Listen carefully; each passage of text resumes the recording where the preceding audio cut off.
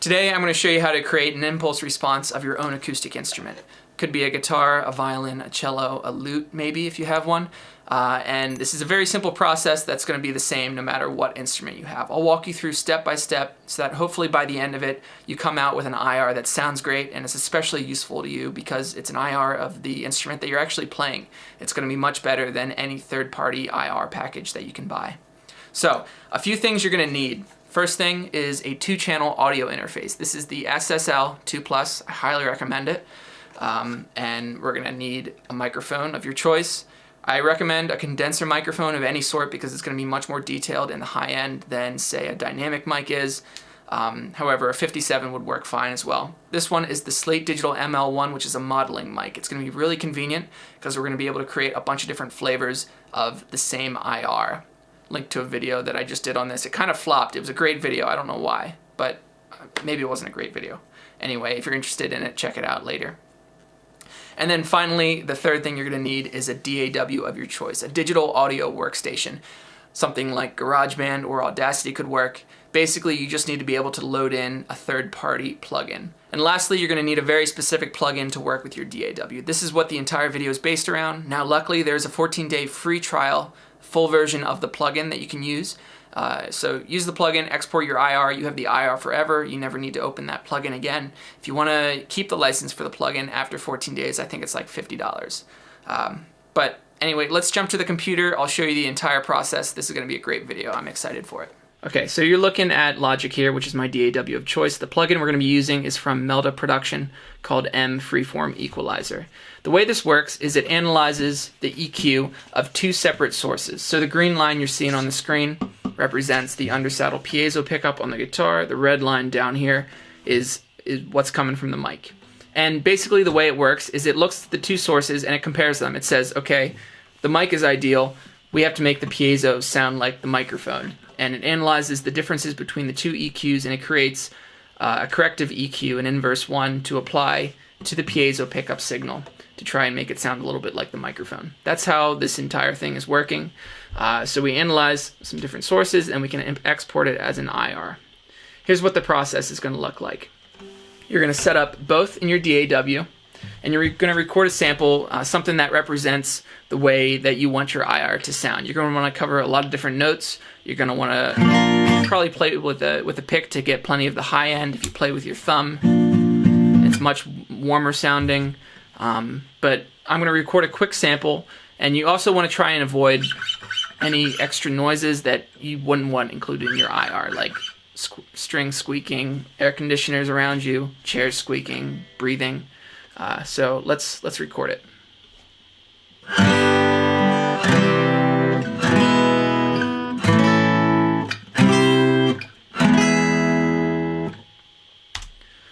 That ought to be enough. And then I'm going to route the different signals here to a bus with this on it. You could just drag these onto a track with the plugin in it, but this makes sense for me. This is quick.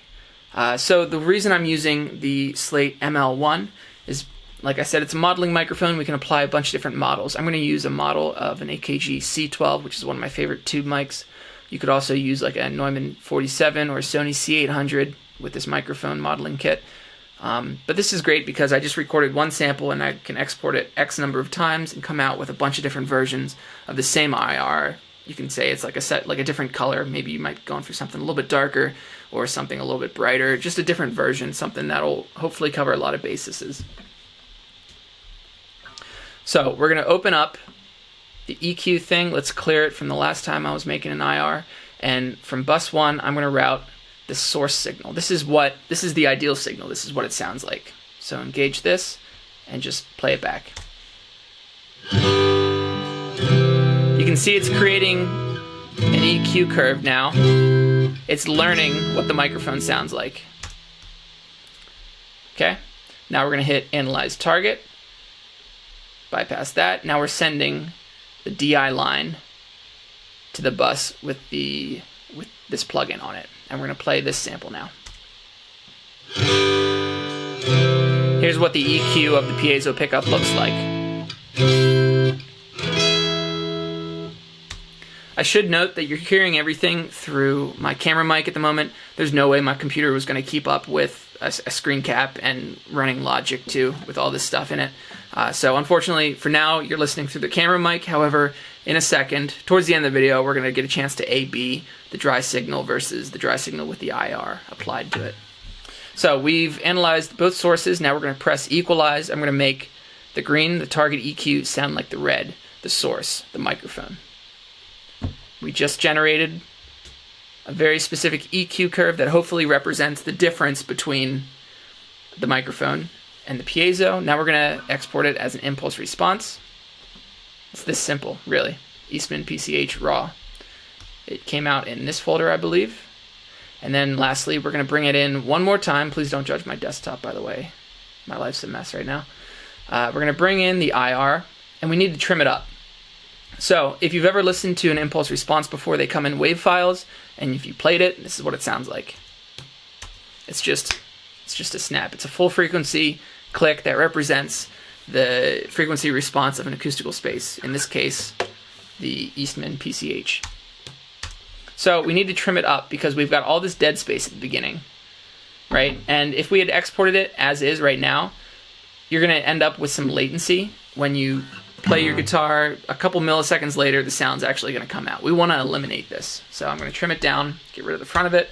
We're going to export it again. If you wanted to, you could apply some other plugins on it. Like I had done before, I threw the Slate Digital, what is this called? Fresh Air plugin on it, which is basically going to excite some harmonic content, make the acoustic guitar sound a little bit brighter. This is what I like to do when I'm mixing acoustic guitars too.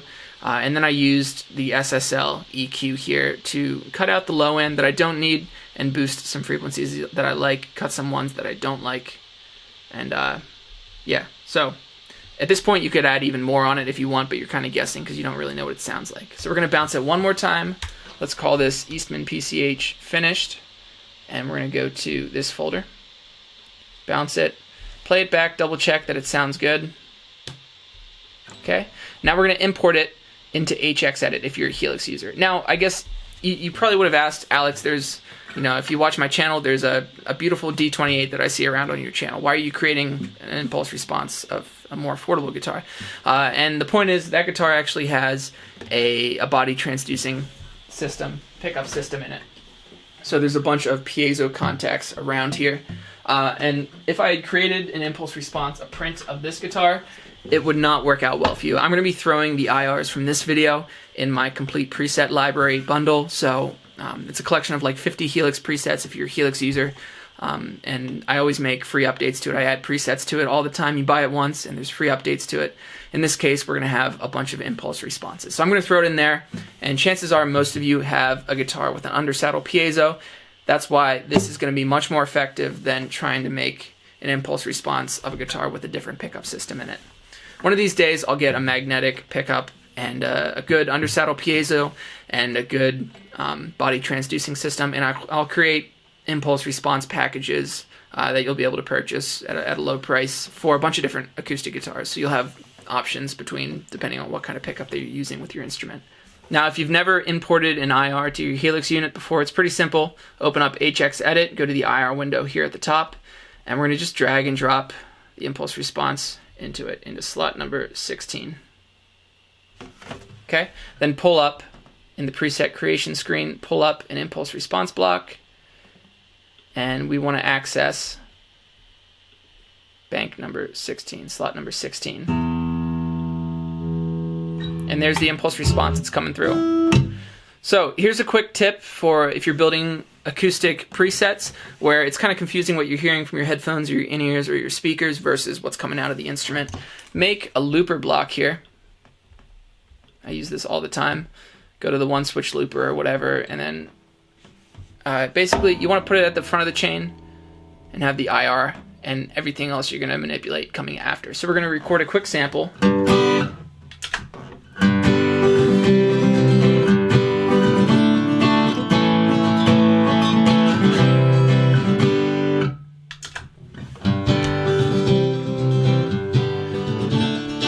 And we're playing it back through now. We can add in the IR or bypass it.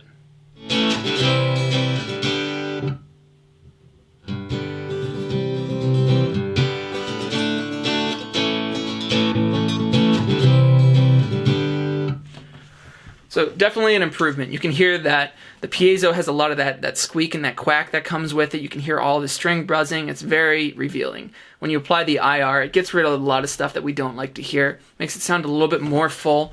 And to be honest, when I'm using IRs on the Helix, I usually like to drop it to like 75%. I'm going to introduce a low cut here to get rid of some of the low end information that's still present. And then also I'm going to apply even more corrective EQ. I have a bunch of great videos on getting a good acoustic guitar sound. If you're a Helix user, you might want to check those out on my channel. So I'm going to create a couple more versions of impulse responses of this guitar, and like I said, I'll throw them in that preset pack.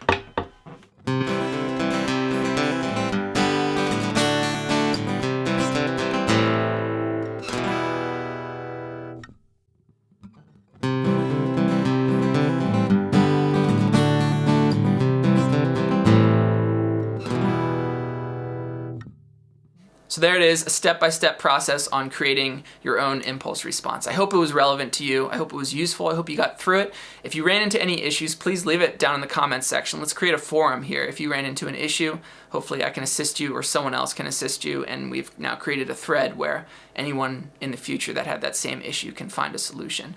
If you have any tips for improving the impulse response, did you put a plugin on the track, or what did you do to really create a special IR that worked for you? Leave that down in the comments too. If you enjoyed this video, please share it with a friend, hit the like button, all that stuff, subscribe to the channel. It helps me out, helps to support what I do here. You can check out all of the affiliate product links for stuff that I'd mentioned throughout in the description. I get a small commission if you buy through it. Like I mentioned, the SSL 2 Plus, definitely the best interface you can buy for the money. It's a little expensive for 2 channels, but the quality is unrivaled. It sounds like my Focusrite has a blanket over it when I compare it. And again, the Slate Digital ML1, a fantastic mic for creating impulse responses because of what you saw in the video. You can apply different plugins to it. You can apply different microphone models to create a different color, a different version, a different sound of the same IR, and it's just effortless. Totally worth the money. You can check out the demo video I did that I'll link in the description as well. And lastly, if you're interested, someday I'm going to create a huge library of impulse responses. I've got an amazing violin. My wife has an amazing violin, which is totally different. I've got Guarneri Del Jezo design. She's got a Stradivarius design. I would love to create impulse responses of both of those acoustic instruments and offer them. My Martin D28, I would love to capture that. My classical guitar, my high-end carved solid top arch top would be another great guitar to capture an IR of. What I'm saying is, if you're watching this video in the future and want to support me, want to grab a huge IR package, I will update the description with the link to a couple IR packages that I'm selling when the time comes, when they're ready. Anyway, take care, thanks for watching the video, and I'll see you in the next one.